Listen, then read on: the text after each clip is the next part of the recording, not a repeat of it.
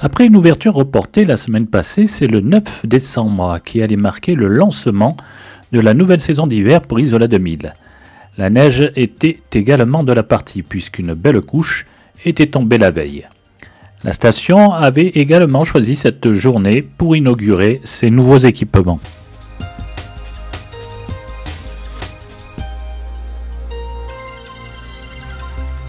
Étaient conviés à cette inauguration les cadres de la SEM ainsi que les personnels représentant les entreprises ayant participé à la réalisation de ces travaux. Et bien sûr étaient aussi présents les différents clubs de sport de la station, à savoir Back to Back et le club des sports d'Isola 2000.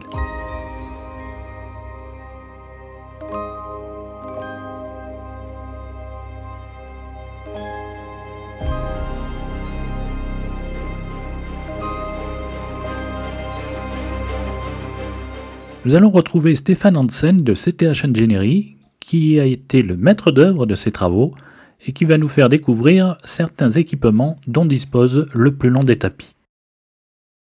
Alors, au niveau des panneaux photovoltaïques, on a des panneaux photovoltaïques autocollants qui sont incurvés, qui sont incrustés sur la toiture, donc sur la moitié du tracé, et qui produisent de l'énergie qu'on injecte automatiquement dans le réseau de la SEM, qui permet le fonctionnement des tapis en exploitation, mais aussi qui permet de réalimenter tous les relais, tous les transfos du réseau public de la SEM. Et aussi, nouveauté sur ce tapis, donc on en avait parlé cet été, on a des haut-parleurs qui nous permettent d'avoir une animation sonore de qualité avec des LED pour pouvoir s'en servir le soir.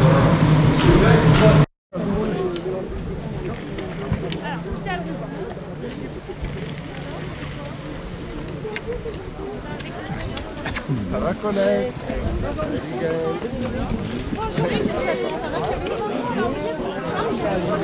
Je ne peux pas.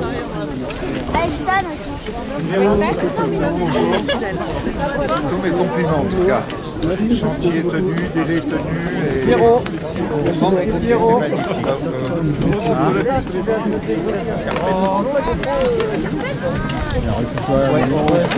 Attends. Bonsoir. Stan. Ouais. Mesdames.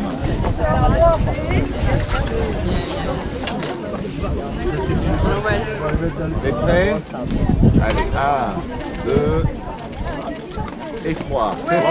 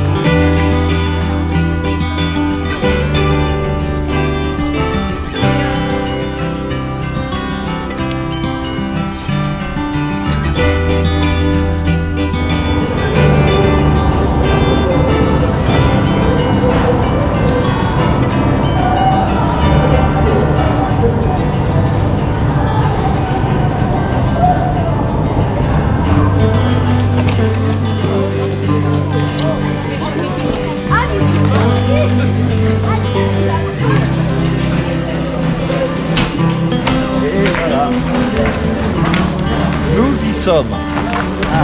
Voilà.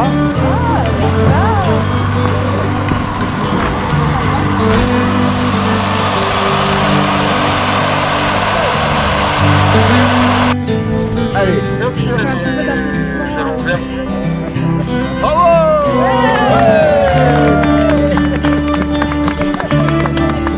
Allez, c'est parti.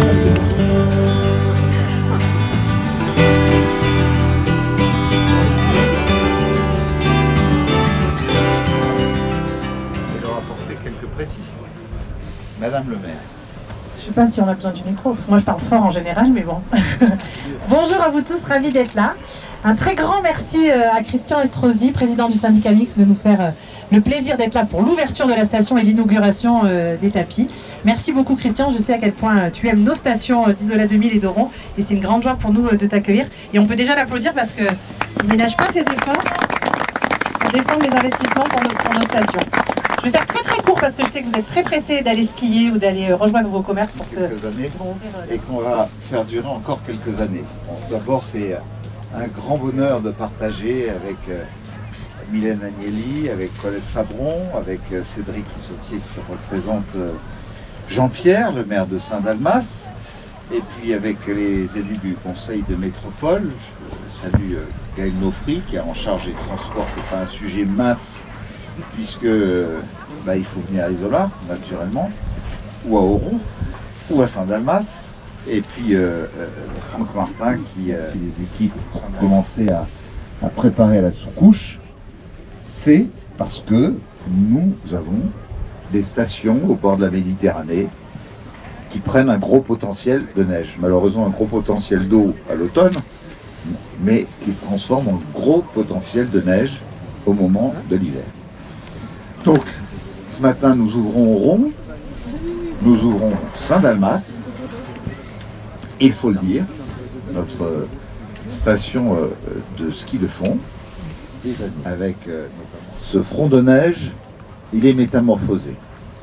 Et vraiment, on a beaucoup réfléchi, tous ensemble, au sein du syndicat mixte, au sein de la société d'économie mixte, chère Mylène, pour être sûr, en consultant tous les usagers, et notamment l'école de ski, puisque vous le voyez bien, il y a 2 tunnels. Il y en a un qui est consacré justement aux tout débutants, et puis celui-là qui permet de desservir tous les grands axes. C'était pensé pour enlever tous ces câbles. Moi, ça m'a tellement marqué ce matin, même si déjà cet été ça se dessinait lorsque nous visitions le chantier, de ne plus voir tous ces câbles que je voyais depuis 1977. Hein, depuis l'ouverture de la station, plus de câbles. Alors, naturellement, nous avons gardé les 2 remontées stratégiques, mais qui ne gênent en rien ce front de neige, qui maintenant ne perturbe pas les flux des skieurs qui arrivent de l'ensemble du domaine skiable sur ce versant-là. Et donc, c'est une première tranche. Cette première tranche, elle consiste donc à livrer les 2 tapis, à reconstituer tout ce front de neige, et en même temps, elle prépare l'avenir. Nous avons mis en place donc un tapis double bande d'une longueur de 190 mètres, avec un débit de 3000 personnes par heure, avec des panneaux photovoltaïques sur la couverture, des tapis éclairés par des LED avec sonorisation intégrée pour animation sonore, c'est-à-dire qu'on pourra s'en servir le soir, à la nuit tombée. La mise en place d'un tapis couvert d'une longueur de 50 mètres avec un débit de 1000 personnes par heure avec ajout de panneaux photovoltaïques sur la couverture et tapis pour les cours de ski essentiellement. Et donc ça nous a permis de démonter le télé-kit, le téléski de neige court, là où nous avons conservé le téléski front de neige long, qui reste essentiel pour la desserte du reste du domaine. Nous avons réaménagé les pistes du front de neige en conséquence. Nous avons modernisé la neige de culture avec la mise en place de 10 enneigeurs haute pression économe en eau et procédé à un engazonnement des emprises travaillées avec des espaces locaux. Décidé de moderniser la desserte de Pelvoz avec notamment la création d'une nouvelle télécabine de 10 places par cabine. Bon, non, parce que quand on me met une nouvelle télécabine, on ne pense pas qu'on mette une cabine. Bon. Chaque cabine aura 10 places, en remplacement de la télécabine qui commence à dater. La construction d'une luge multirail afin de développer une offre ludique été-hiver. Donc là aussi, ça sera une luge 4 saisons. Et des aménagements d'hiver pour la diversification estivale, pistes vélo, cheminement piéton, mais aussi signalétique et billettique. Et puis j'ai souhaité qu'une nouvelle réflexion soit engagée afin que nous puissions proposer sur Isola 2000 le développement d'une offre grand ski sur un secteur qui s'y prête mais qui est sous-exploité. C'est le secteur de Sisteron, dont nous parlons depuis des années, Gérard, cher Luc, c'est le plus beau panorama, et en même temps, on sait qu'avec ce petit télésiège de 2 places, qui est sensible au vent, etc., Et le petit téléski, on ne peut pas l'exploiter comme on voudrait l'exploiter. Donc on se dit qu'on peut offrir là, en travaillant le domaine skiable et en ayant là un télésiège de belles dimensions et naturellement télépulsé, plutôt une télécabine de 10 places qui conduirait au démontage des 2 télésièges de Sistron et Merlier et du téléski de Saint-Sauveur. Donc on va remplacer les 2 télésièges Sistron-Merlier et le téléski de Saint-Sauveur par un seul télécabine qui va nous permettre de reconfigurer tout le domaine de Sistron et d'exploiter Merlier, etc. etc. Donc voilà. Tout ça, c'est un programme sur 3-4 ans. Pas beaucoup de monde à dire.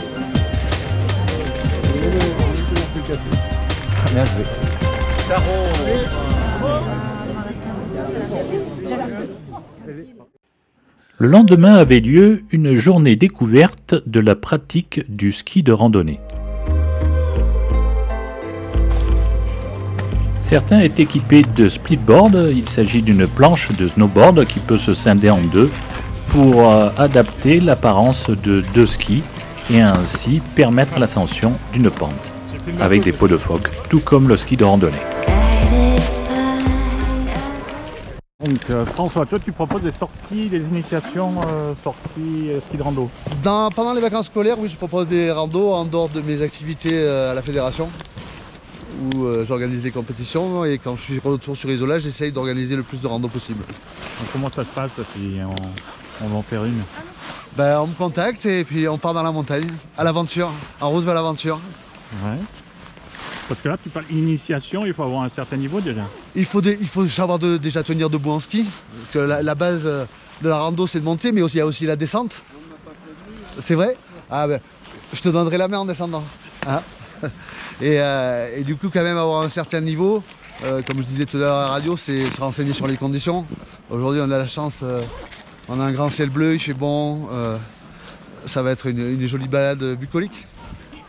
Comment on fait pour se renseigner sur les conditions justement? Les conditions, elles sont affichées à l'Office du tourisme, elles sont affichées au service des pistes. Il y a des sites internet qui annoncent les randonnées, les risques d'avalanche. Mais le plus important, c'est que quand on n'est pas, il faut partir avec quelqu'un qui connaisse. Un moniteur, un guide ou un spécialiste. Bon, ok, allez, on va suivre ça. Bonjour. Ça c'est quoi ces bâtons? C'est des bâtons qui viennent de Pucón au Chili, c'est fabriqué en coliboué. On dirait du bambou, mais c'est pas du bambou, c'est des bâtons qui sont pleins. Et c'est une plante qui pousse... Donc c'est solide. Dans l'Araucanie, ouais, c'est solide.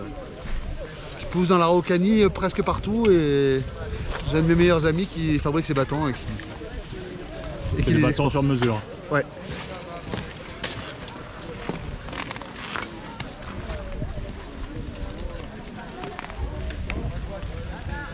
Isabelle, vous êtes une habituée du trail? Oui, du ski, du trail, oui, je suis une habituée un peu de la montagne, mais le ski de rando, c'est presque une première. D'accord. Voilà, c'est pour ça que j'ai saisi l'occasion. On n'a pas tous les jours l'occasion d'être accompagné en ski de rando. Donc quand j'ai vu ça proposé par l'office, j'étais ravie. Et je me dis c'est une bonne occasion, surtout qu'il a neigé vendredi, donc je pense que les conditions sont top. C'est un complément en plus à la course à pied. Exactement, pour le cardio c'est excellent. Voilà. Et comme j'aime bien la poudreuse, ça fait deux éléments qui sont bien sympathiques. Bon, on va voir si on trouve de la poudreuse. Oui, on espère, bah oui quand même. Ça devrait le faire. Allez. Merci. À plus tard. Thomas, vous êtes un habitué? Pas vraiment, j'en fais un peu rarement. J'aime bien en faire de temps en temps quand les conditions s'y prêtent. Et pour partager un bon moment en fait, avec d'autres personnes qui en font. Voilà, tout simplement. C'est venu comment? C'est venu un peu après le Covid, un peu après le confinement. On cherchait en fait un peu à, plutôt que de toujours faire la même chose sur les remontées mécaniques, toujours monter, descendre, peut-être aller un peu plus loin qu'au cœur de la station, aller dans des endroits un peu inaccessibles, et c'est un très bon moyen de faire du snowboard en fait, hors de la station, sans dépendre de remontées mécaniques, sans dépendre d'électricité, juste en étant avec soi-même, en étant avec son propre effort en fait. Okay. Donc vous êtes d'Isola 2000? Je suis pas d'Isola 2000, je suis de Cannes, mais je passe la saison ici en fait. J'ai pris un appartement en bas au village et je vais passer 5 mois à faire du snowboard, à faire un peu de rando, à faire du border cross, à faire du snowboard quoi. Merci. Donc toi c'est raquette. Maxime. Non mais les raquettes. Ah oui, c'est les raquettes. En fait, j'ai tout appris au snowboard grâce à François Olivier.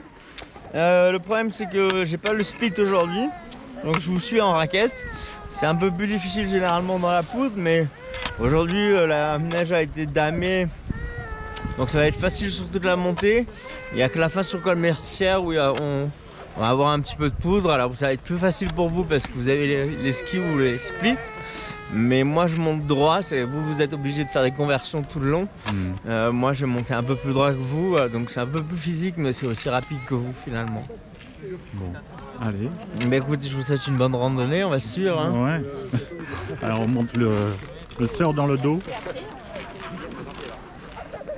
Ça c'est des bâtons. Ça c'est des bâtons qu'on a à 2000, c'est des bâtons de haute montagne, c'est-à-dire qu'avant on avait des bâtons télescopiques. Maintenant en fait on a des bâtons avec de la mousse jusqu'en haut. Ce qui fait qu'en fait on n'a plus à diminuer ou à augmenter la taille du bâton, c'est juste la mousse qu'on utilise. Voilà. Les raquettes c'est des raquettes de base. Le snowboard, j'ai fait un snowboard de fille. C'est un Salomon de fille. Mais parce que j'étais un peu pressé parce que François m'a dit que c'était à 10 h. Donc j'ai pas préparé ma borne mais ouais. Généralement on a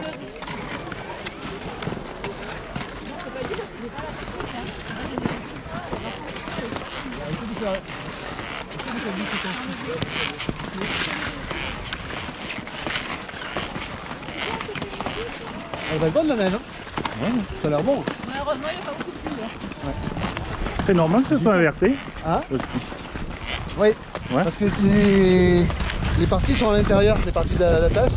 Bonjour, excusez-nous d'être au milieu de la piste. Vas-y. C'est pas un but très commenté,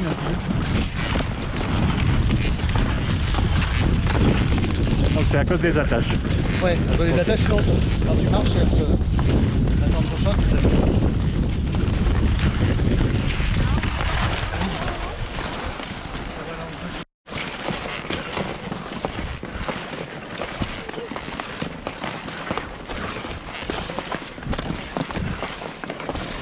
Pas trop gelé, hein. Ça va, tout va bien? Jusqu'ici, tout va bien. Et voilà, on est 6 ou 7, chacun à son rythme. Hein, même s'il y en a qui sont devant, mais vous ne regardez même pas, hein, vous montez tranquille. Hein. Le principal, c'est d'arriver en haut. Hein. On va essayer d'aller jusqu'au col, là-haut, au col Mercière. L'année dernière, on était monté en haut de Mercière, mais là, les conditions ne sont pas... On verra suivant les conditions quand on arrive au col. C'est un moyen de faire quelque chose de mieux. Mais là, pour l'instant, il y a juste la base de la neige. On a de la chance, c'est pas mal. En plus, ça s'est un peu tassé hier avec la petite pluie. Donc ça va bien porter, ouais, je pense. D'accord. Il fait vraiment très chaud là. Mais on va être à l'ombre après, non? Pas trop. Ah oui, si t'as un pull comme moi, ça va, je regarde, moi j'ai pas froid. C'est vraiment très chaud même. Moi j'ai un petit short comme ça. Donc on essaie de ne pas passer en avant. Comme on n'est pas trop tenu quand on est avec des pots, s'il y a des montées, des descentes, montées, descentes, on va pas toujours tout enlever, tout remettre, ainsi de suite. Donc quand il y a des petites descentes comme ça, essayez vraiment de garder le pied bien à plat. Le pire c'est de partir à plat ventre. Hein, hein, comme ça tu as un ski là, et comme ça tu glisses vraiment très vite. Hein. Donc, et nous en snowboard c'est encore plus compliqué, parce qu'on n'a pas de tenue en arrière en fait. Hein. Donc juste on se laisse glisser et ça va aller. C'est moi qui fais le crash-test. Allez, vas-y.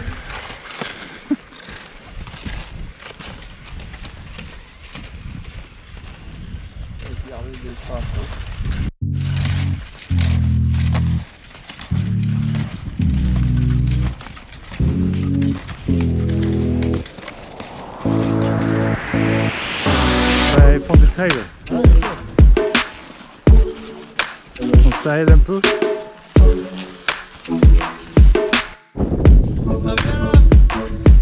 Allez.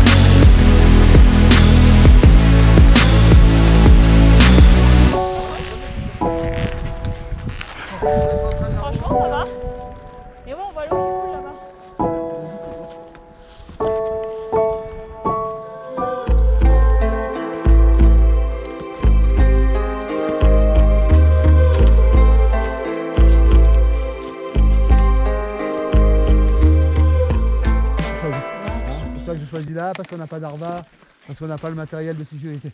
Mais c'est un endroit, si vous signez tout seul et qu'il y a de la neige, il faut mieux avoir le matériel de sécurité.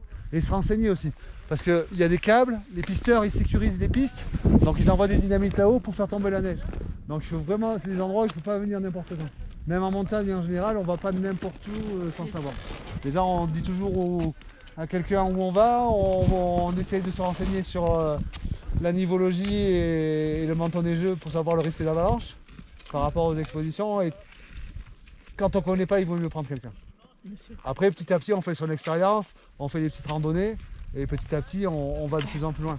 Mais je peux vous garantir qu'à mon âge, j'en connais beaucoup qui sont partis.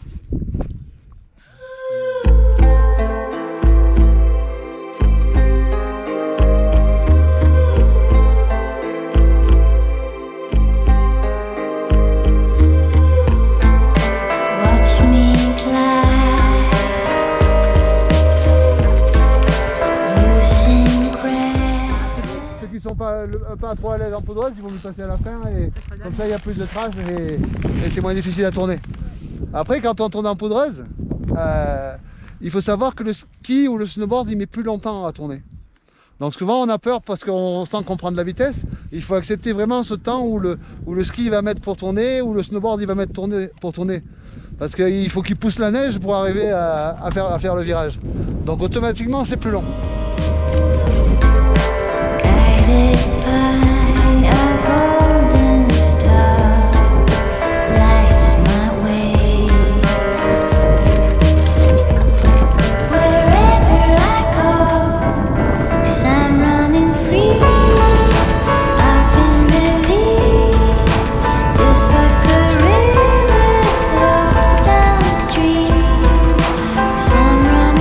Arrivé au col, on retire les pots pour la descente.